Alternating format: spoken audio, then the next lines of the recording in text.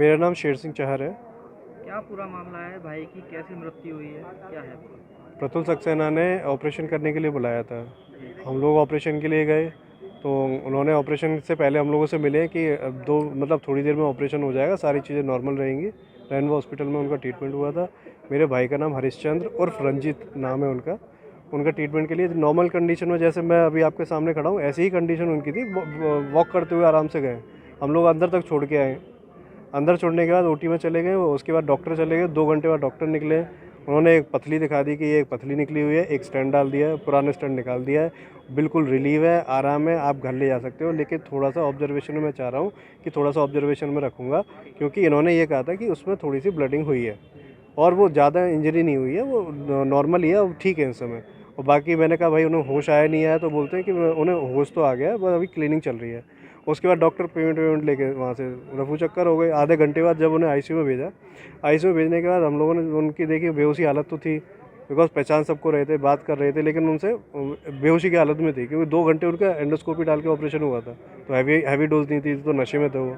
अब उनके मुंह से ब्लडिंग हो रही थी, नाक से ब्लडिंग हो रही है, मुंह से हो रही है। जब उनसे बोला कि नाक से मुंह से ब्लडिंग क्यों हो रही है, उन्होंने कहा कि एंडोस्कोपी हम लोगों ने किया है, इस वजह से ब्लडिंग हो रही है। तो हमने कहा चलो, हो सकता है कि हम लोगों को नॉलेज नहीं है, कि बिकॉज डॉक्टर जो एडवाइस देंगे वो सही, ऑब्वियसली सही देंगे, कोई गलत तो देगा नहीं, क्योंकि कोई भी किसी को मानना नहीं चाहता। अब वहाँ पे क्या हुआ है कि वो एक बार हुई है, चलो ठीक है, समझ में आता है, लेकिन वो बार बार हो रही है। मैंने वहाँ नर्सिंग स्टाफ को भी ऐसे, वहाँ के रेनबो के नर्सिंग स्टाफ को भी बोला है कि भैया ये ब्लडिंग हो रही है, आप थोड़ा सा ये देखो तो सही। वो कह रहे हैं भाई एंडोस्कोपी डालिए, इस वजह से हुआ है, बाकी पेशेंट नॉर्मल है, आप ले जाओ, इन्हें रेफ़र करा दो। जो वहाँ पे थे अपने डॉक्टर थे, प्रतुल सक्सेना ये कहा कि मैं यहाँ से रेफ़र कर देता हूँ, अपना अग्रवाल ट्रिकल केयर सेंटर है उनका, मधुबन प्लाजा में 4th फ्लोर पे, वहाँ एडमिट कर देता हूँ। जनरल वार्ड में शिफ्ट करना है। एक थोड़ी बहुत मेडिसिन चलेंगी, वो चलेंगी। 24 घंटे के लिए ऑब्जर्वेशन में रखूँगा। 24 घंटे बाद एंडोस्कोपी डाल के मैं चेक करूँगा, जहाँ ब्लड निकल रहा था वहाँ निकल रहा है, नहीं निकल रहा है, और पेशेंट बिल्कुल नॉर्मल है। बस आप घर ले जाओ। अगर कोई दिक्कत हो गई तो आपको भागदौड़ हो जाएगी, उससे बेटर मैं चाहता हूँ 1 दिन के लिए ऑब्जर्वेशन के लिए। अब वहाँ से हम लोग जब बोला है उससे, ब्लड वगैरह ये सारी चीज़ें हुई हैं, उन्होंने कहा पेशेंट को जल्दी ले जाओ, जल्दी ले जाओ। तो 10 बजे से हम लोगों ने थोड़ा इंतजार किया, भाई पेशेंट को नॉर्मल तो होने दो, ऐसे कैसे ले जाएं, ब्लडिंग हो रही है, थोड़ा होश में आए, लगे कि हाँ थोड़ा ठीक है, तभी तो हम लोग ले जाएं। उन्होंने ज़बरदस्ती ले जाओ, ले जा नहीं रहे, ले जा नहीं रहे, ले जा नहीं रहे। तो 11 साढ़े 11 बजे हम लोग, पौने 12 बजे हम लोग वहाँ से निकले। ठीक 5 मिनट में हम लोग पहुँच गए, क्योंकि रेनबो हॉस्पिटल से और वहाँ की डिस्टेंस ज़्यादा दूर नहीं है, 3 साढ़े 3 किलोमीटर की है।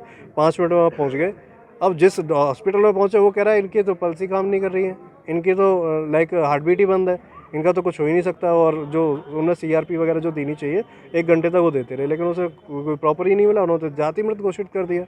आपको क्या लगता है, क्या आरोप है वो आपके? क्या चाहते हैं आरोप ये, प्रतुल सक्सेना ने जानबूझ के, इंजरी हुई है, उसने खुद कहा है कि ब्लडिंग हुई है, और ब्लडिंग होने के बाद, तब ब्लडिंग होने के बाद उसने कहा है कि बस माइनर है, वो ठीक हो चुके हैं, बिल्कुल स्वस्थ हैं, और आप अपने घर भी ले जा सकते हो। बस ऑब्जर्वेशन में मैं थोड़ा सा ये करना चाह रहा हूँ कि एक बार एंडोस्कोपी दोबारा कर लूँगा, एक बार चेक कर लूँगा कि वो जगह ठीक है या नहीं है। तो उस हम लोग ऑब्वियसली डॉक्टर के गाइडलाइंस के अकॉर्डिंग चलेंगे। वो इतना बड़ा रेनबो हॉस्पिटल है, ऐसा नामी ग्रामीण है, ऐसा नहीं है कि, और डॉक्टर भी काफ़ी अच्छा है। उनसे जो लापरवाही है उस चीज़ को उन्होंने छिपाया है, और छिपाने के बाद उस जो वहाँ के स्टाफ को बोल दिया कि फटाफट से इसे निकालो, क्योंकि वो डिफिकल्ट कंडीशन तो हो ही रही थी, बिकॉज हम लोग ब्लडिंग की बोल रहे हैं, वो क्यों नहीं वहाँ ट्रीटमेंट कर रहे हैं, इतना बड़ा हॉस्पिटल है। तो अब सीएमओ ने या पुलिस प्रशासन ने क्या आश्वासन दिया? क्या क्या हो रहा है इसमें? अब हम लोग सुबह मॉर्निंग में हम लोग गए थे, लाइक थाने गए थे। थाने में एक कंप्लेंट दर्ज हुई है, एक एफआईआर दर्ज कराई हम लोगों ने, और वहाँ से एक जो पंचनामा भर के हम लोग यहाँ पे भी हम लोग आए। तो यहाँ भी हमने डॉक्टर से कंसल्ट किया। वो कह रहे थे कि एमबीबीएस डॉक्टर यहाँ पे मोस्टली होते हैं जो पोस्टमार्टम करते हैं। अब उनके अंदर जो इंजरी हुई है उसे तो नॉर्मली रिपोर्ट बना के कर देंगे। तो हम लोग इसमें यहाँ पे फॉरेंसिक जांच करा रहे हैं। हाँ, जो पैनल में होती है फॉरेंसिक जांच करानी है, जिससे इंजरी क्यों हुई है और ब्लडिंग क्यों निकल रही है, इससे ये सारी चीज़ें निकल के आए। क्या अनुमति मिल चुकी है फॉरेंसिक के लिए? अनुमति इवन मिल चुकी है, और अभी कुछ डॉक्यूमेंट प्रोसेस और रह गया है। वो अभी आधे घंटे वो फॉर्मेलिटी सारी कंप्लीट हो जाएगी, और वो रिपोर्ट लेके अभी हम लोग यहाँ सबमिट कर तो देंगे। क्या आपका मानना है कि रेनबो हॉस्पिटल ने लापरवाही की भाई के इलाज में? रैनबो हॉस्पिटल, डॉक्टर और वहाँ के नर्सिंग स्टाफ की प्रॉपर लापरवाही है। इवन अगर इस चीज़ के लिए आप वहाँ जाके उनकी वीडियो की अगर निकलवाओगे सीओ आईसीयू ऑफिस की, तो वहाँ पे भी आपको दिख जाएगा कि ब्लडिंग भी हो रही है, सारी चीज़ें हो रही है, कंटिन्यू बोल रहा हूँ। और इवन कॉटन दे दिया कि ब्लड अगर निकले तो उसे पहुँचते रहो। पैनल के अनुसार पोस्टमार्टम होगा। पैनल के अकॉर्डिंग हम पोस्टमार्टम कराएंगे, ऐसे पोस्टमार्टम नहीं कराएंगे। परिचय दीजिए, नाम बता दीजिए। मैं भूतपूर्व सैनिकों का जनरल सेक्रेटरी हूँ, प्रताप सिंह चाहर मेरा नाम है और ये फौजी का लड़का है। अब क्या कैसे मौत हुई है? मैं मौत के लिए शॉर्ट शब्दों में बनाऊंगा कि डॉक्टरों को ये पता चल जाता है कि अब ये बचेगा नहीं।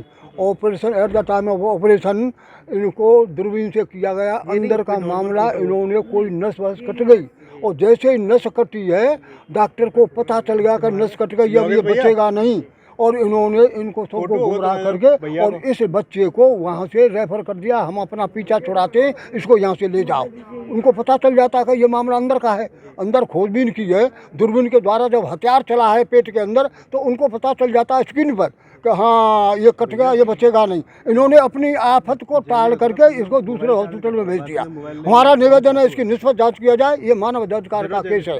इसी प्रकार से डॉक्टरों की हम इज्जत करते हैं। पुलिस प्रशासन ने हमारी बहुत बड़ी मदद की है और आपने भी हमारी मदद की है। हम चाहते हैं पूरे सैनिक, यहाँ के सैनिक खड़े हुए हैं, हमारे सैकड़ों सैनिक यहाँ पर आए हुए हैं, जब इनको पता चला कि ये एक अन्याय हुआ है। हम न्याय चाहते हैं, बच्चे को न्याय होना चाहिए। इसकी अभी शादी हुई है, 1 साल शादी को हुआ है और इसकी डेथ हो गई। ये लड़का पहलवान था, नगला जयराम के रहने का पहलवान काम का लड़का है ये। तो मैं निवेदन कर रहा हूँ कि इसका निष्पक्ष जांच हो करके इसका हमें संतान भी है कि नहीं? संतान नहीं है कोई, अभी शादी हुई है इसकी। क्या करते थे? ये आड़त का काम करता था, ये मंडी में आड़त का काम करता था। श्रीमान जी आपसे हम निवेदन करेंगे, बच्चे हमारे सब जान पहचान गए हैं, तो इसका निर्णय होना चाहिए। ऐसी गलती किसी के साथ नहीं होना चाहिए। हमारे साथ में पुलिस प्रशासन ने अच्छा बर्ताव किया है। आप भी चाहते हैं ना? हम कार्रवाई चाहते हैं, बिल्कुल ये चाहते हैं कि वाकई में हकीकत क्या है, डेथ कैसे हुई है और क्यों हुई है, ताकि आगे आने वाले किसी भी मरीज को इस प्रकार की घटना से वाकिफ न होना पड़े।